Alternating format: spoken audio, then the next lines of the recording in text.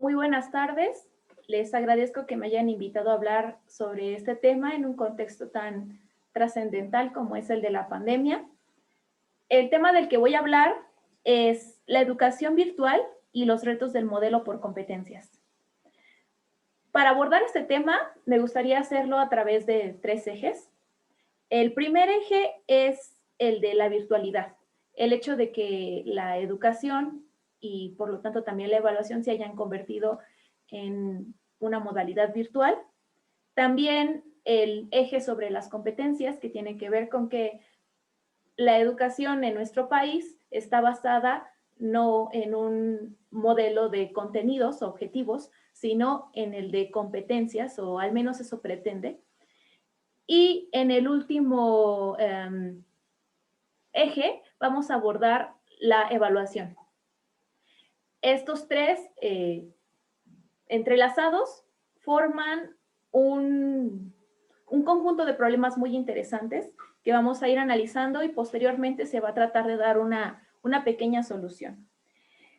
Para comenzar, el modelo de educación virtual y el modelo de evaluación, por lo tanto, nacieron no con la pandemia, sino desde que empieza la educación a distancia.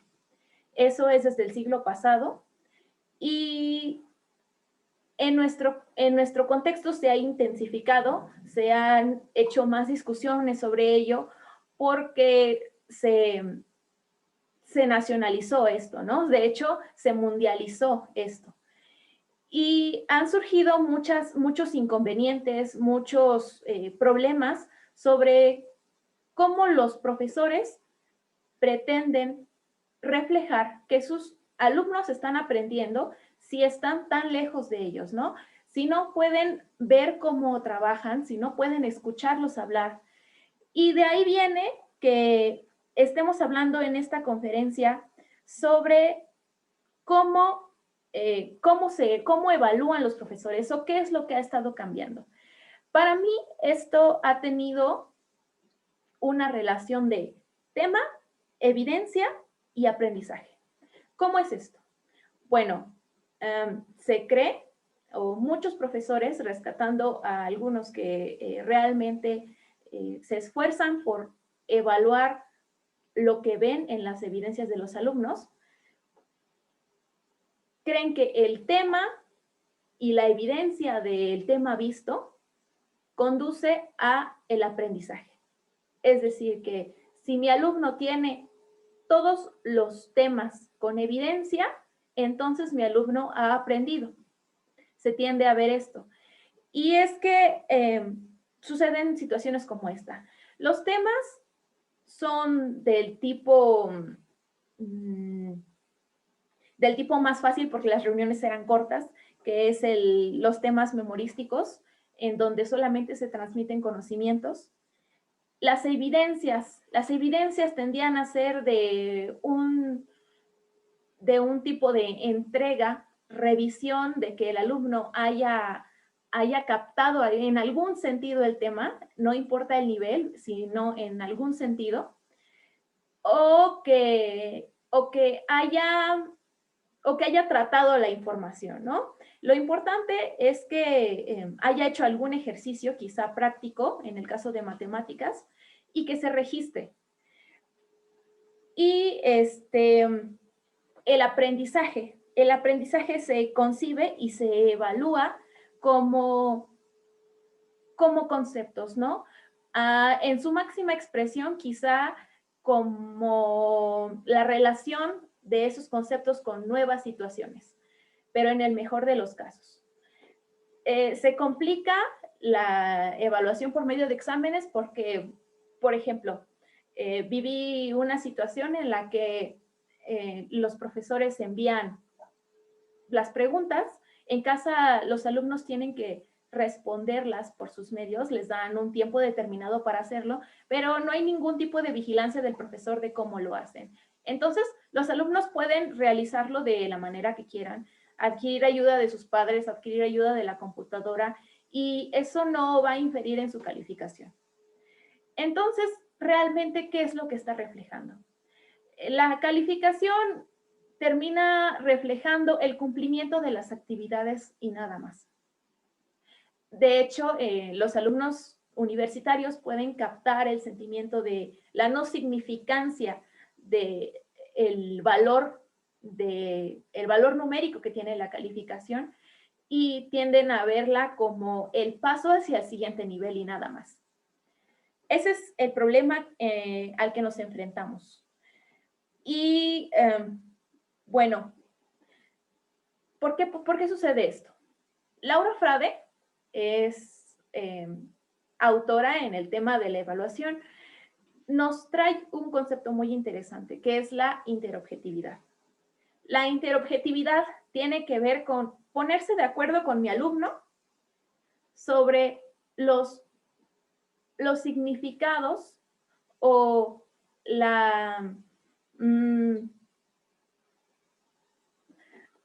o las instrucciones que se dan sobre una tarea para que ambos sepan qué es lo que se está evaluando y qué es lo que tengo que entregar. Entonces, la interobjetividad es algo que no se da muy fácilmente en el contexto de la virtualidad, porque estamos hablando de comunicación en texto muchas veces, en reuniones cortas en donde los alumnos entienden lo que pueden del profesor sobre lo que tienen que hacer en las actividades y los profesores entienden lo que pueden de lo que los alumnos mandan en sus respectivas aulas virtuales. Entonces, no hay una conexión entre lo que el alumno está haciendo y las actividades que el profesor propone. Bueno, ¿cómo plantea Laura Frade resolver esta paradoja?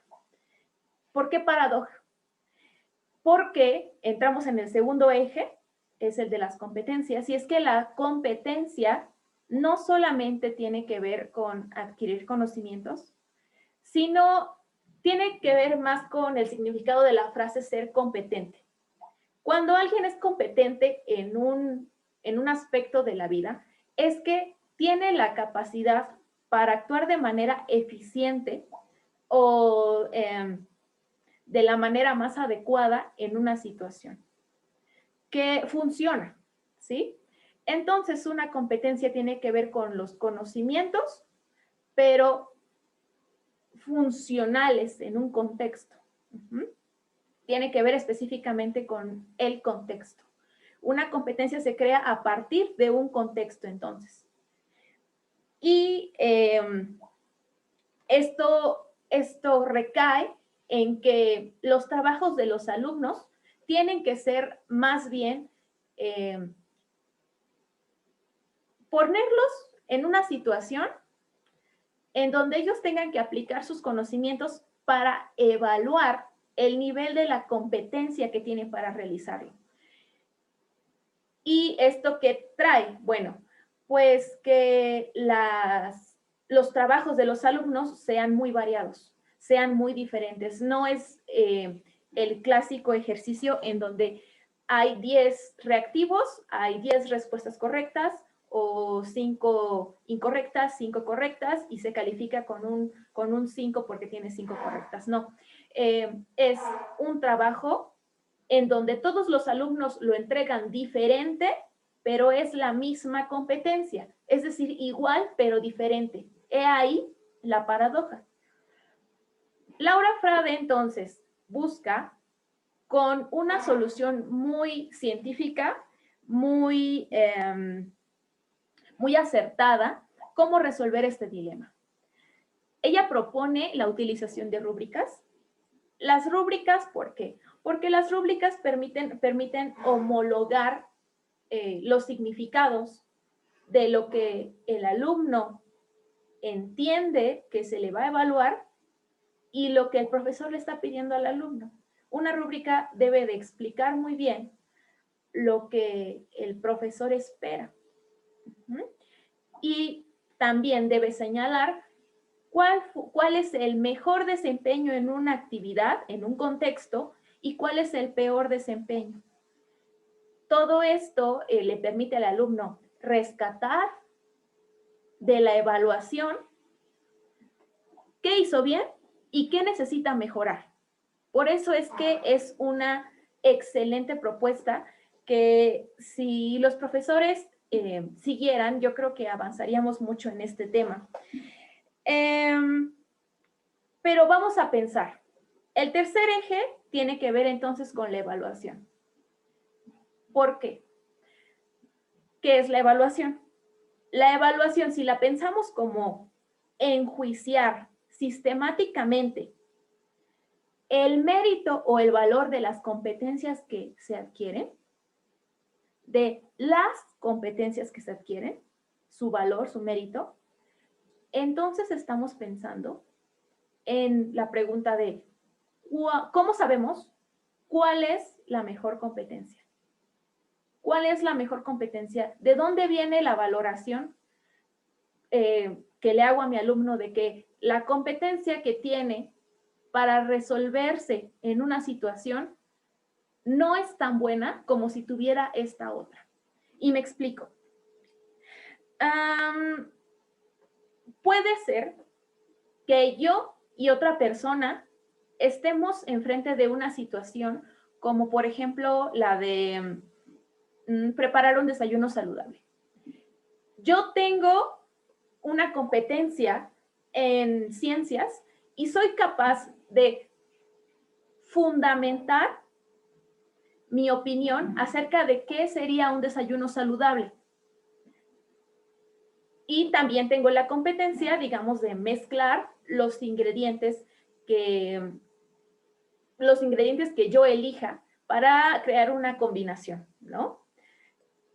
Pero hay otra persona muy diferente a mí que tiene la competencia no de ciencias, de fundamentar qué es un desayuno saludable, sino de búsqueda de información y de análisis para poder rescatar de algún medio qué es un desayuno saludable. Y además tiene la competencia de los ingredientes que le pongan enfrente, realizar un buen platillo. Entonces, hay dos formas de solucionar una situación, de manejarse en un contexto, y no por eso hay competencias más valiosas que otras, si ambos podemos tener el mismo resultado. Incluso él podría ganar, ¿no? Él podría tener un mejor desayuno, incluso más saludable, si es que yo no sé manejar muy bien los ingredientes y él sí, ¿no? Entonces, ¿qué es lo que sucede? Que Laura Frade plantea la diferencia de los dos trabajos conforme a los niveles cognitivos que tienen mis alumnos. Pero hay otra variable. Los alumnos en sí son diferentes. Hay diferencias individuales en los alumnos que nosotros sabemos. Tenemos disposiciones incluso genéticas que nos facilitan ciertas actividades más que otras. Por ejemplo, alguien puede no ser tan bueno para expresarse en público porque viene de familia, ¿no? Frente a otra persona que es muy buena, se le da muy bien, pero tal vez no tiene facilidad para las matemáticas. Entonces hay diferencias individuales, por tanto, el manejo en una misma situación, es diferente. La resuelven con diferentes competencias. Entonces hay más de una competencia para afrontar una misma situación. ¿Qué sucede? Bueno,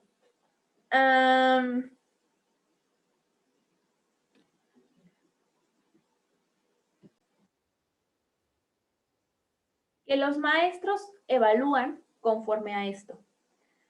Toman el tema, se analiza qué competencias son necesarias para dominar ese tema y entonces se evalúa. Obviamente se trata de fortalecer esas competencias, pero en sí, una educación por competencias no precisamente tiene que ver con descubrir las competencias detrás de un tema, de una asignatura, un tema académico. Tiene más que ver con tomar una situación de la vida cotidiana, un problema de la vida real, y revisar cuáles son las competencias que son necesarias para resolver esa situación. Entonces, creo que la educación debería estar, para empezar, diseñada de otro modo. Tendría que ser como se organiza la materia de español, como se organiza la materia de inglés en sus contenidos, por áreas de la vida, o como podríamos decirle, áreas sociales o problemas de la vida cotidiana.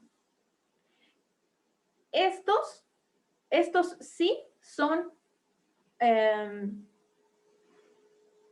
lugares reales de la vida en donde se pueden aplicar competencias, y entonces ahí sí podemos descubrir cuáles habilidades son necesarias o son más útiles aquí, cuáles son las habilidades, los conocimientos más necesarios para afrontar la situación y cuáles son los valores que mejor nos ayudan en este caso. Entonces, para las rúbricas, hay niveles de desempeño. Estos niveles de desempeño tienen que ver, como lo dice bien Laura Frade, con los requerimientos de la sociedad. ¿Cuáles requerimientos? En una sociedad se espera que las personas que son líderes, que las personas que sean innovadoras, que sepan hablar en público, que sean empáticos, que puedan llevarse bien con los valores de una institución, sean las personas más exitosas. Entre muchas otras características, claro, ¿verdad? Pero vienen estas preferencias en el nivel más alto de la rúbrica derivadas de las necesidades de las empresas, sobre todo. ¿Y qué es lo que sucede? Bueno, que hay alumnos que sencillamente no tienen la facilidad para alcanzar el máximo en estas competencias. Son alumnos que siempre van a estar a la espera de pensar ¿cuándo tendré el excelente? ¿Cuándo tendré el máximo? Y aquí viene algo que muchos maestros seguramente han escuchado, es que les piden que sean empáticos. Y ser empáticos no tiene que ver con pasar al alumno con 10 porque no pudo entregar. O pasar el alumno con 5 porque porque apenas tuvo un cierto aprovechamiento, ¿no? No tiene que ver con ser condescendientes y aprobar a los alumnos sin antes evaluarlos. Tiene que ver con ver cuáles son las problemáticas, las diferencias individuales que tiene cada alumno y revisar qué podemos hacer en el tema de la evaluación, ¿no? Y para esto vamos a adentrarnos en un concepto que es la evaluación ideográfica. La evaluación ideográfica plantea que no se tome como referencia a estándares internacionales, a los mismos compañeros de clase, sino al propio alumno. El propio alumno tiene ciertas características cuando ingresa a un ciclo escolar.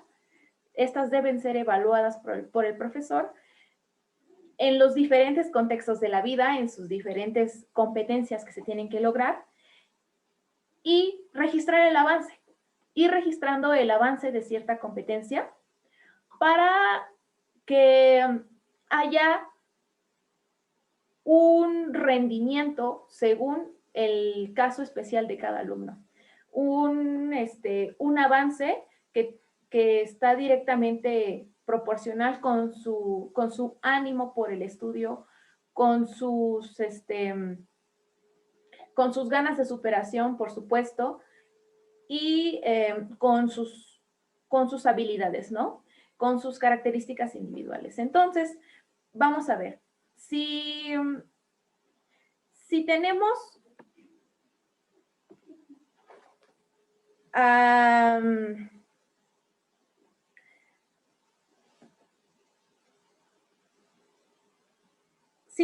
a este concepto como la base de nuestra rúbrica, entonces la manera óptima de actuar ante una situación está regida por la zona de desarrollo próximo, por así decirlo, o aquellas cosas que todavía no puede hacer por sí mismo, que requiere ayuda, pero que lo podrá hacer, ¿no?